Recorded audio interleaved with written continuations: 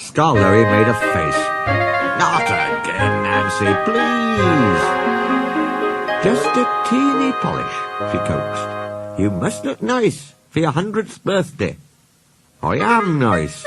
You're just a fusspot, and you're a horrid old crosspatch. Nancy polished him vigorously.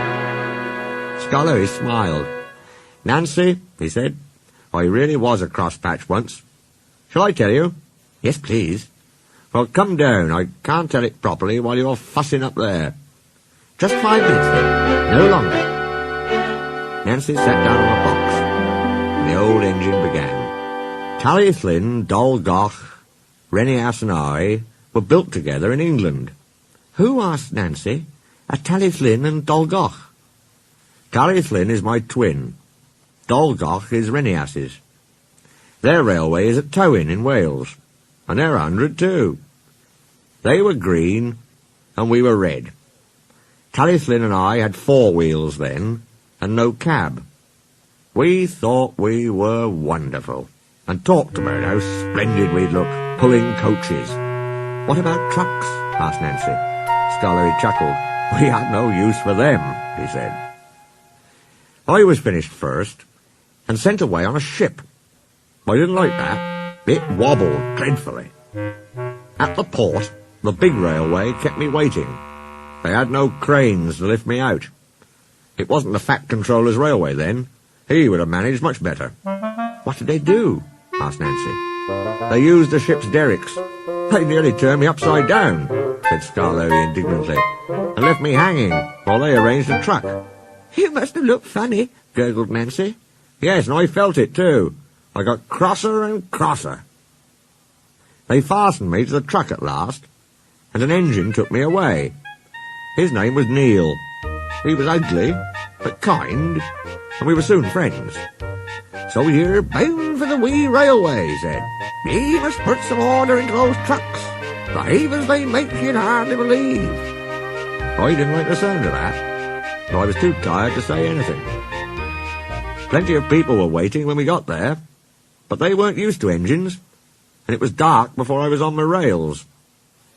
Then they left me, lonely and unhappy, and wishing Renias would come.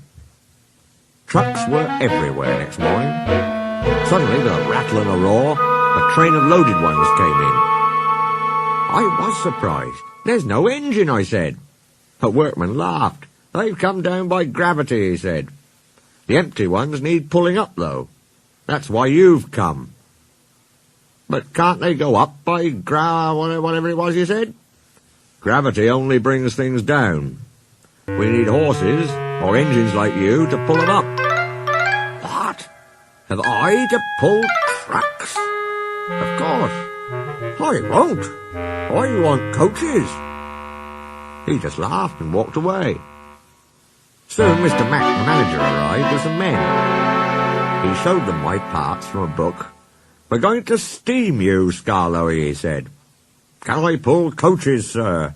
No, certainly not. I gave him such a look. They didn't understand engines, so it was easy.